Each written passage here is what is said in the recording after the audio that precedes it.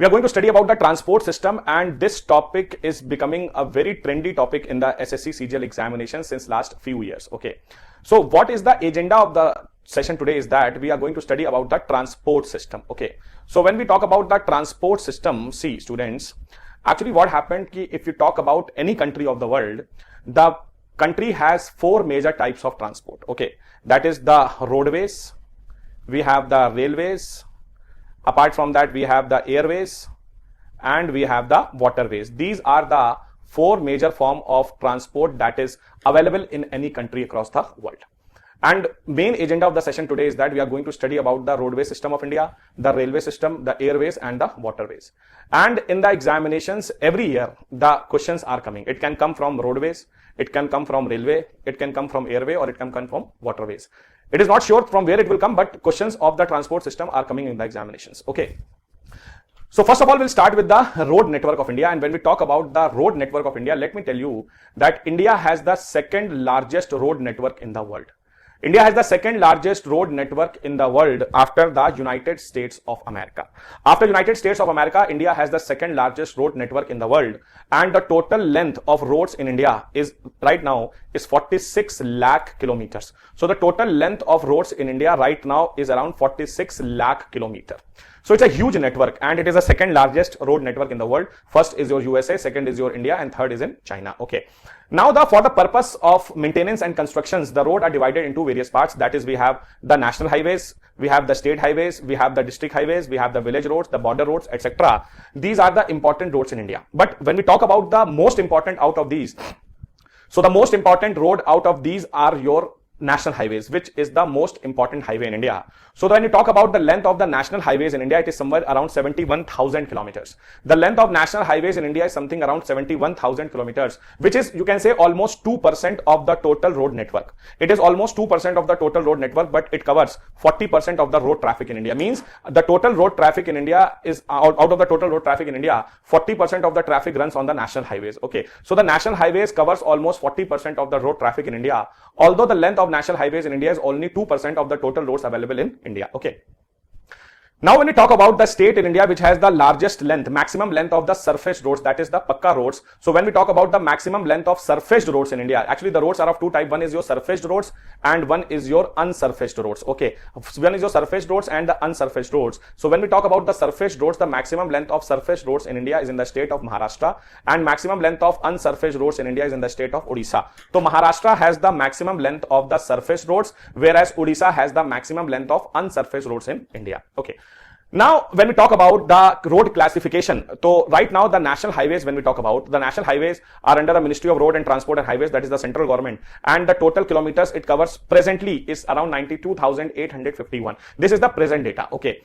State highways, it is under the state government, and the state public works department is 1,63,898 kilometers. Next we have major and other district roads in the local government, panchayats and municipalities, and the total length is 17,05,706 kilometers. And apart from that we have the rural road, the local government, panchayats and municipalities is somewhere around 27,49,805 kilometers. So this is how the total roads in India are divided. Okay.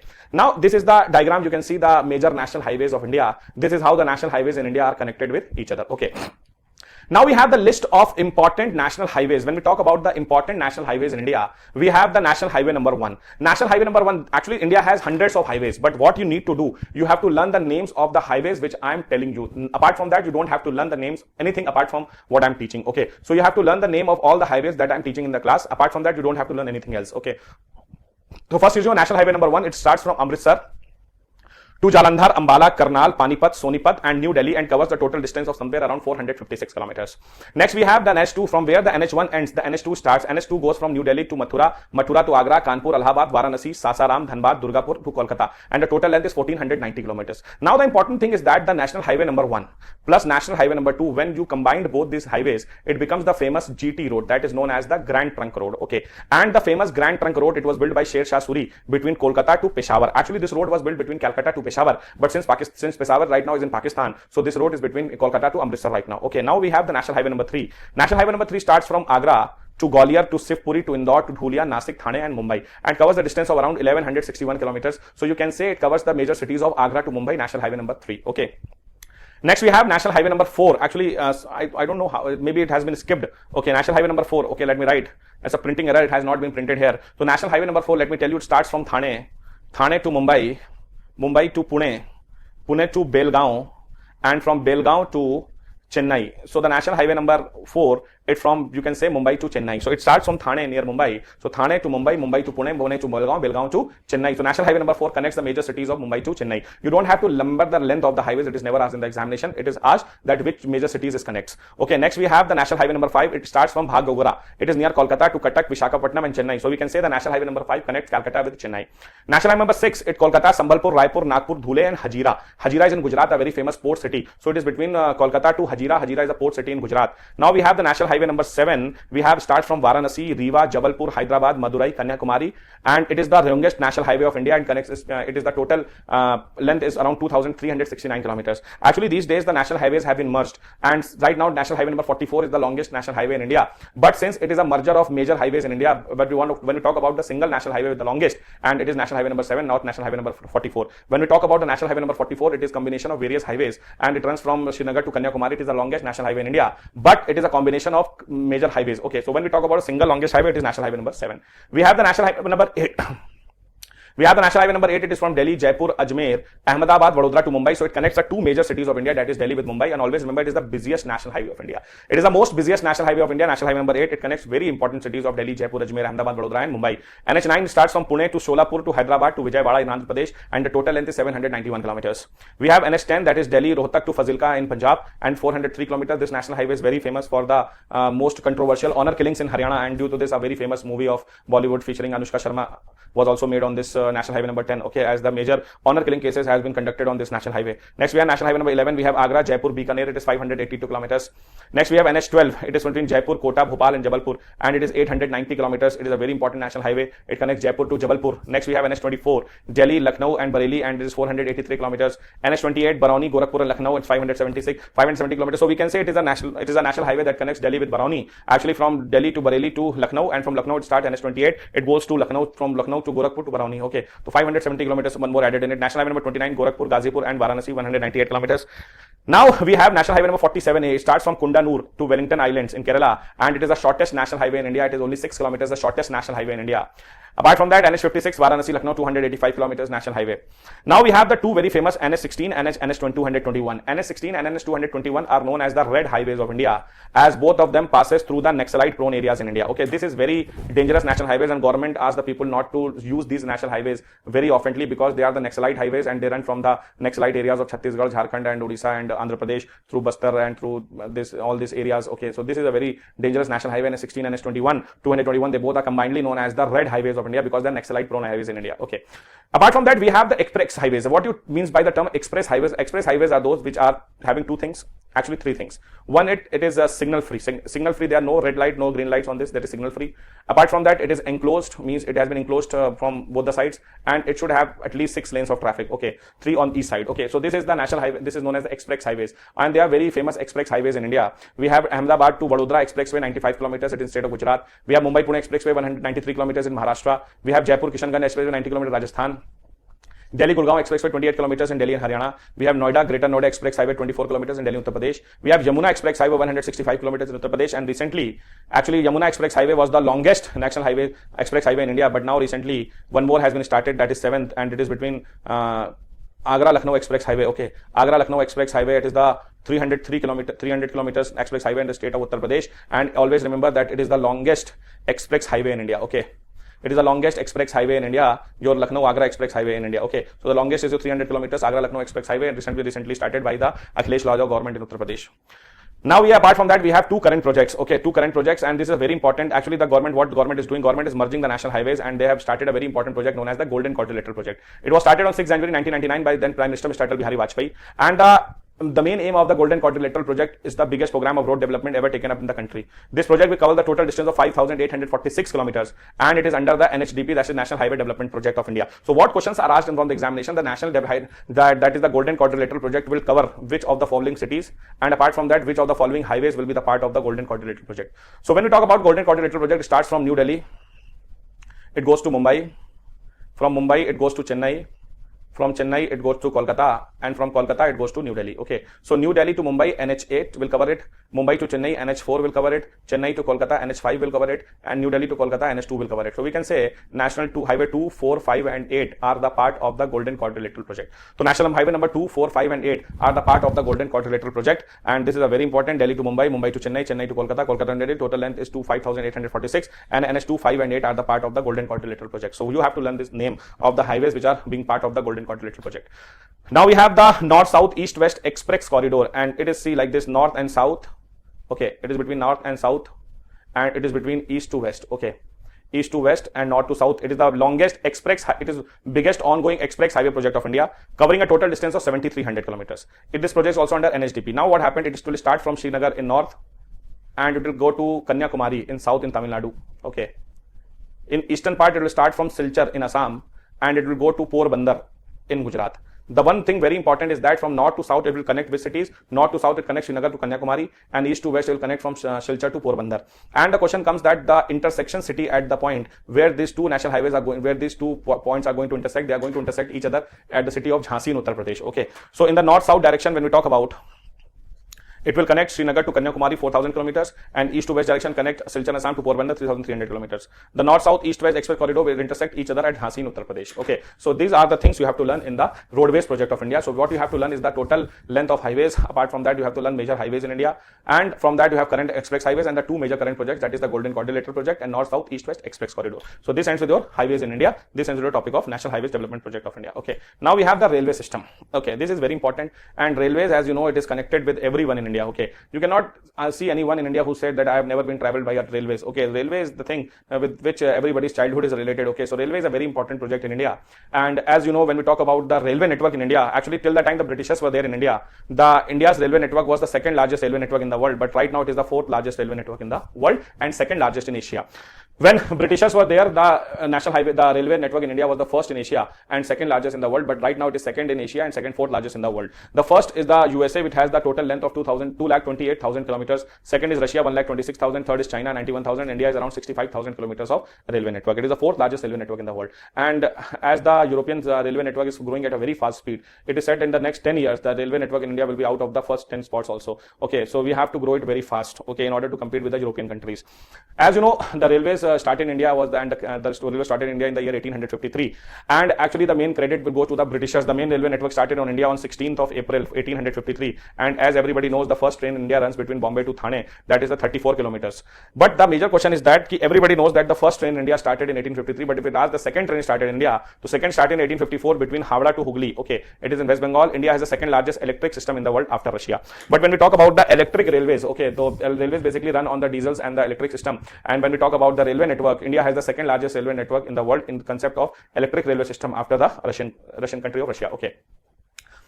The total length of railways in India around 65,000 kilometers, and India has around 7,200 railway stations in India, out of which Howrah Junction at Calcutta is the biggest railway station of India. Okay, so we have around 7,200 railway stations in India. This question was asked in one of the examinations, although this is a crab question, completely crab, but we have to know that there are total number of around railway stations in India is around 7,200. Okay, Gorakhpur in Uttar Pradesh has the longest railway platform in the in India as well as the world also, and the length of the platform is 1.3 kilometers, or we can say 1,378 meters. So it is the longest railway platform in the world, Gorakhpur, Uttar Pradesh. Now one thing, the Vivek Express is the longest train. The question is the longest running train in India. So the longest running train in India is the Vivek Express, which runs from Dibrugarh in Assam to Kanyakumari in Tamil Nadu, covering approximately 4,300 kilometers. It is the longest distance in India and takes around 82 hours. That is more than 3 days to cover the entire distance from Dibrugarh to Kanyakumari. Okay.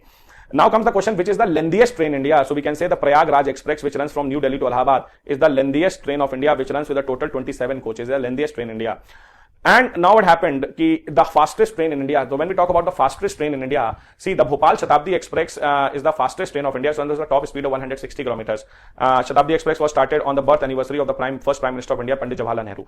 But actually what happened, when we talk about the top speeds and when we talk about the average speed, so when we talk about the average speed as running, so that Bhopal Shatabdi is the fastest train in India. But when we talk about the top speed, so recently the Gatiman Express Gatiman Express, which have been recently started in India, it is the fastest train of India. It runs between New Delhi to Agra Cant, and it covers the distance in almost 88 minutes, between around 190 kilometers distance. The fastest train in India right now. Gatiman Express is the fastest train of India. It runs at a top speed of more than 160 kilometers. Although the government of India is presently test running the major semi-high speed trains in India, such as your Talgo and others, but we never know that when these trains are going to start. So presently still in the trial basis. Okay.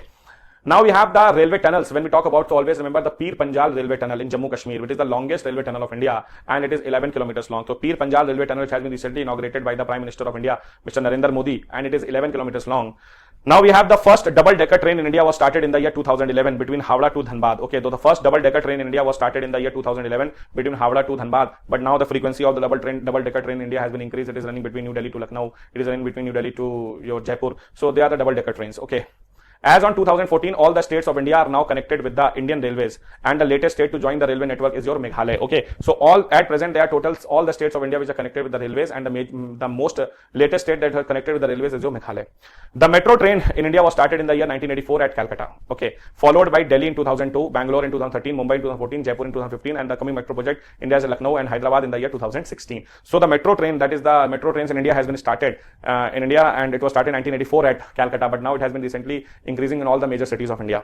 The Indian Railways is the biggest department in the history of the world, and it has around 1.3 million employees. So you can say that the railway department is the biggest department in the history of the world. It has 1.3 million on-roll employees. We can say that 13 lakh employees are there in railways. So you can imagine that how big is the size of the railways. That 13 lakh are the total number of on-roll employees. Apart that from that, they are the contractual employees also. But we can say that it is fine because the total number of people traveling every day in Indian Railways is something around 2.5 crores. 2.5 crores is the number of people traveling every day in Indian Railways, and it is almost equivalent to the population of Australia. Okay, that is the total number of people traveling every day in Indian Railways. Okay, now we can say that the Indian Railways operates on 3 different gauges. Okay, 3 types of gauges, that is the broad gauge, the meter gauge, and the narrow gauge. Okay, so there are 3 types of gauges, and the question asks that in the gauges, the distance between the 2 rails is how much. Okay, so distance between the 2 rails is how much. So there are 3 types of gauges. We have the broad gauge. The broad gauge, the distance between the 2 rails is 1.67 meter. This is the most standard gauge in India on which the Indian Railways trains are operating right now. We have the meter gauge, and distance between the 2 rails is 1 meter, and we have the narrow gauge. Distance between the 2 rails is 0.762 meters, or it can also be 0.610 meter depending upon the area and the terrain. Okay, like in the mountainous area, since the availability of the land is very short, and due to this the railways in the mountain areas are on the narrow gauge system. Okay, the Indian Railways is divided into 17 railway zones. There are 17 railway zones in India, and what you have to do, you have to learn the names of these 17 railway zones. Okay, you have to learn the headquarters, that where the headquarters is situated. So, okay, so Central Railways, the headquarters situated in Mumbai CST. It is Mumbai, known as Mumbai Chhatrapati Shivaji Terminal. It was previously also known as your Bombay VT, that is Bombay Victoria Terminal. We have the Northern Railways headquarters at New Delhi, Eastern Railways at Kolkata, Southern Railways at Chennai. We have the Western Railways at Mumbai Church Gate, Northeastern Railways Gorakhpur, Northeast Frontier Railways at Maligaon near Guwahati. We have North Central Railways Allahabad, North Western Railways Jaipur, South Central Railways Secunderabad, South Western Railways Hubli near Bangalore. We have Southeastern Railways, we have Howrah, we can say Howrah, or Kolkata, you can say it. Okay. We have South East Central Railways Bilaspur, we have East Coast Railways Bhubaneswar, East Central Railways Hajipur, West Central Railways Jabalpur, and Kolkata Metro has been recently added as the railway zone headquarters situated at Kolkata. So this is the headquarters which you have to learn. The very important question is that in which of the cities 2 railway zones headquarters are situated? 2 railway zones headquarters. So you can say Mumbai has the 2 railway zone headquarters, that is the Central Railway and the Western Railway. Now the question comes that which city has the 3 railway zone headquarters? So 3 railway zone headquarters are in your Kolkata, that is the Eastern Railways, you have the Kolkata Metro and the Southeastern Railways. Okay, so this is the cities where the 2 or more than 2 railway zone headquarters are situated. Now we have a very important, the Konkan Railways. This is the most scenic railways in India, and it has been, what is done is this train is running on the Konkan coast of India in order to increase the scenic beauty, increase the tourism, and also cut short the distance between the 3 major states in India. The Konkan Railway was started in India, and this is a very beautiful railway network in India. The Konkan Railway was started in the year 1998, and it was started by the railway minister at that time, Mr. George Fernandes, to reduce the distance between Maharashtra, Goa, and Karnataka. Okay. It covers the total distance of 760 kilometers, run from Ruha in Maharashtra via Madgaon in Goa to Thokur near Mangalore in Karnataka. So it starts from Ruha in Maharashtra, it goes to your Madgaon near Goa, and it continues till Mangalore. Mangalore is in your Karnataka, and this covers the total distance of 760 kilometers. It's very important, it has been examined various times. Okay. Now we have the railway industries. Sometimes the question is asked, the railway engine factory, that is diesel engine factory situated at Ajmer, Varanasi and Patiala. These are the diesel engine factories. We have railway engine electric factory at Chittaranjan, Trichy and Patiala. We have the railway coach factory Kapurthala, Muzaffarpur, Rai Bareilly and Chennai are the railway coaches factory. Railway wheel factory is situated at Bangalore and Chhapra. And we have metro train factory at Salvi and Vadodara in Gujarat, because what happened, we were importing the railway metro train from the South Korea, and it was very huge prices. Okay, so the import duty was there and it was costing very heavy prices to the India to import the railway metro trains. And now what happened, the metro trains are being produced in India only, and they are situated at the Salvi plant near Vadodara in Gujarat. Okay, so this is the railway industry. So this ends with your railways. But one more thing, that is they have the World Heritage sites. Okay, World Heritage sites, actually what happened, some of the railway networks in India were started by the Britishers and they are very antiques, and the architecture is very antique, and that is why the United Nations has included into the World Heritage sites. Okay, there are two UNESCO World Heritage sites on Indian Railways, that is the Chhatrapati Shivaji Terminus built by F.W. Stevens and the Mountain Railways of India. The latter consist of three separate railway lines located in different parts of India.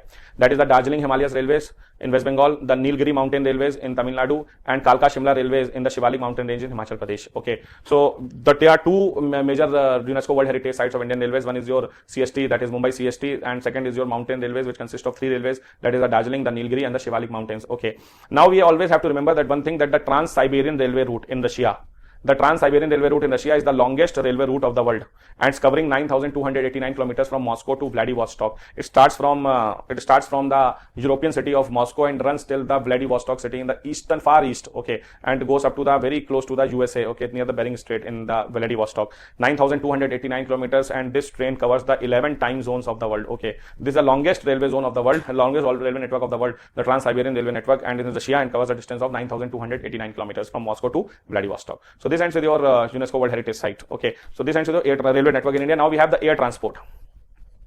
As you know, the air transport is developing at very fast speed in India, because due to the heavy population, the railways and the roadways are not able to cope up with the total number of people traveling every day in India. So what happened, the air transport is also developing at very fast speed.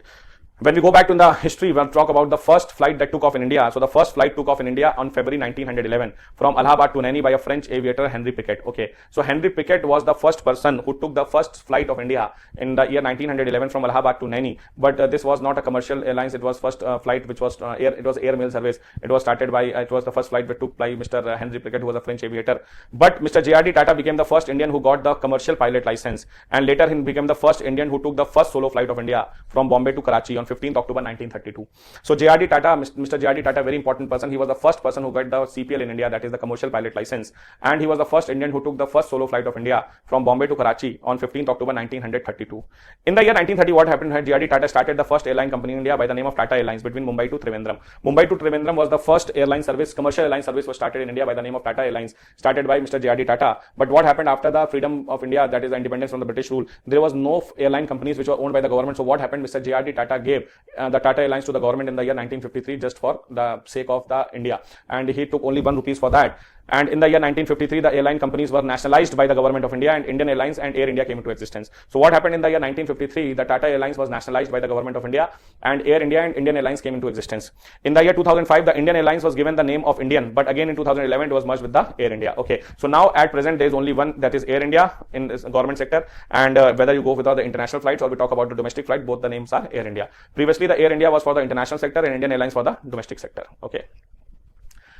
At present, apart from Air India, there are 6 major private airline companies operating in India. Okay, there are 6 major private airlines companies, that is the Jet Airways, we have the Indigo, we have the SpiceJet, we have the Go Air, we have Air Asia India, and we have Vistara. Vistara again comes with the Tata Group, and Tata once again back in the airline sector. Tata and Singapore Airlines are the joint venture known as the Vistara. So these are the 6 major private airline companies which are operating in India. Apart from there are minor airline companies. But when we talk about the major airline companies, apart from Air India, there are 6 major private airline operators in India. That is the Jet Airways, Indigo, the SpiceJet, the Go Air, Air India, and the Vistara. Okay, Air Asia, sorry.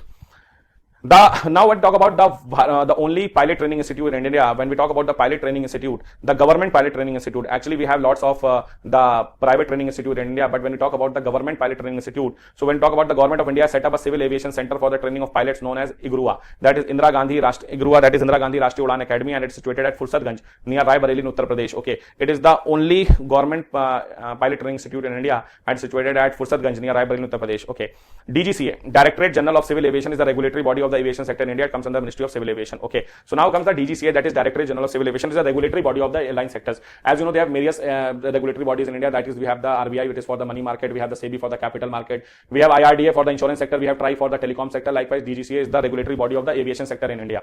There are total 132 airports in India, out of which 21 are international airports. So at present, there are total 132 airports in India, out of which 21 are international airports, and all the airports in India comes under the AI, that is Airports Authority of India Limited. This is the company under which all the airports of India are coming. Okay. List of major international airports, just by name you have to learn it. That is Indira Gandhi International Airport. It is in New Delhi and it is the biggest and busiest airport in India. We have the Chhatrapati Shivaji Airport in Mumbai. We have Rajiv Gandhi International Airport at Hyderabad. We have Kempe Gowda International Airport at Bangalore. We have Anna International at Chennai. Netaji Subhash Chandra Bose International at Kolkata. We have Sardar Vallabhbhai International at Ahmedabad. We have Veer Savarkar at Port Blair. Chaudhary Charan Singh International at Lucknow. B.R. Ambedkar International at Nagpur. Lokpriya Gopinath Bardoli International Airport at Guwahati. We have Dabolim Airport at Dabolim, Goa. Lal Bahadur Shastri International Airport at Varanasi. We have Srinagar International Airport, Srinagar. We have Sanganer International Airport, Jaipur. We have Shri Guru Ramdas Ji International Airport at Amritsar.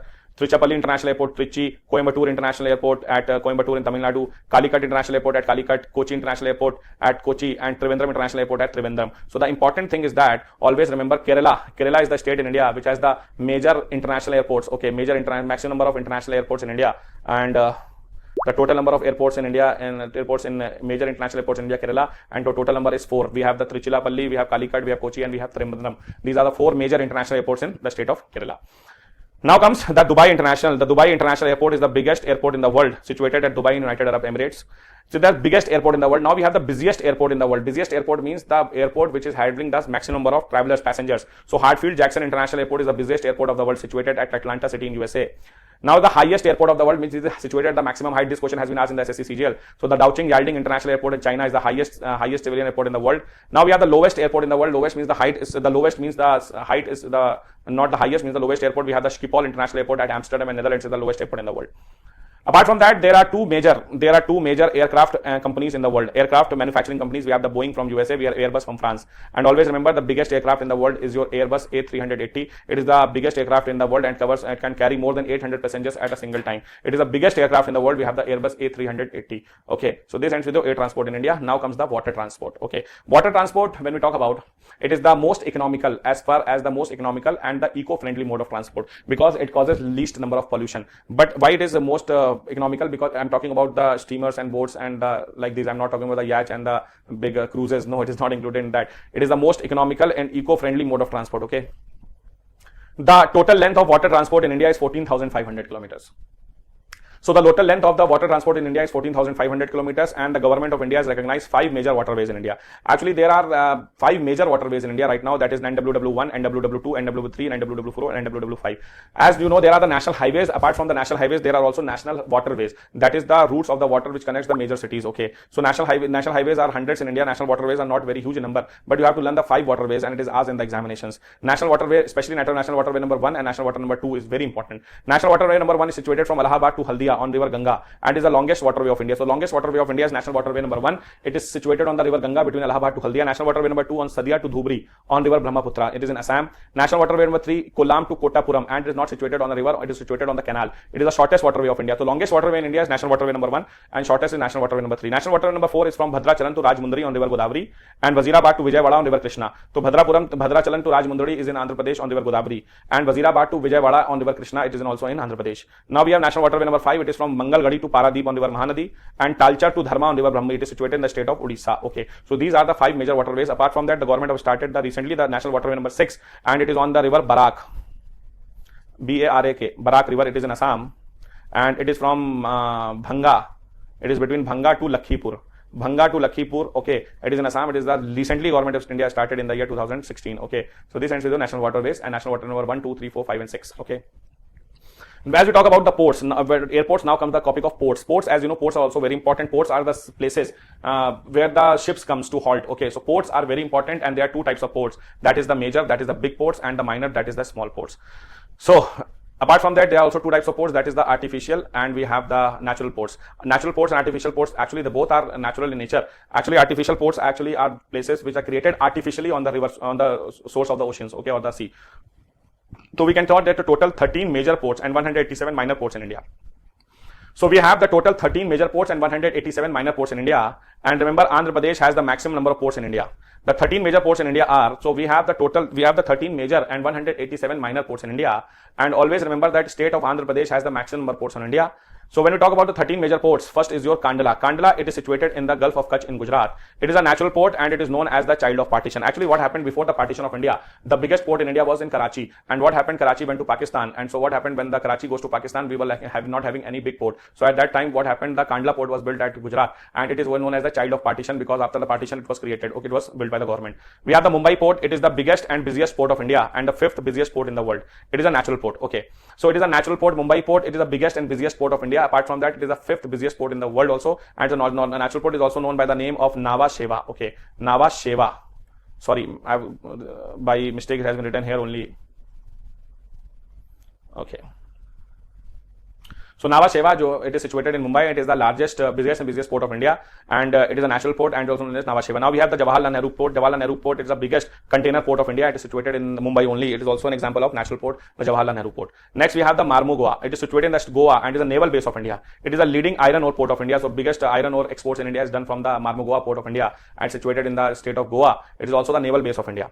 We have the Mangalore. It is known as the gateway to Karnataka. It is known as the gateway of Karnataka because the Karnataka starts from the Mangalore only. So known as the gateway of Karnataka, the Mangalore port. So what happened when we talk about like this?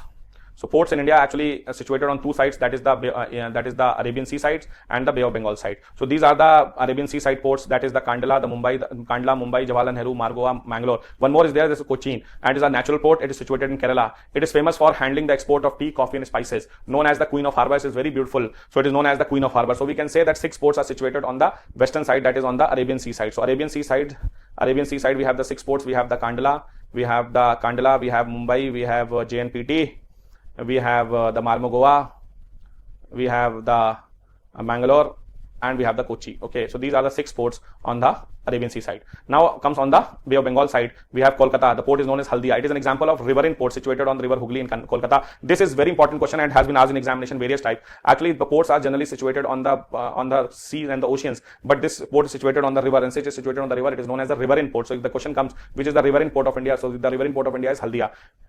Next we have Paradip. It is located in Odisha and is famous for exporting the iron ore to Japan. Okay, so Paradip port is situated in Odisha and it's famous for exporting iron ore to Japan.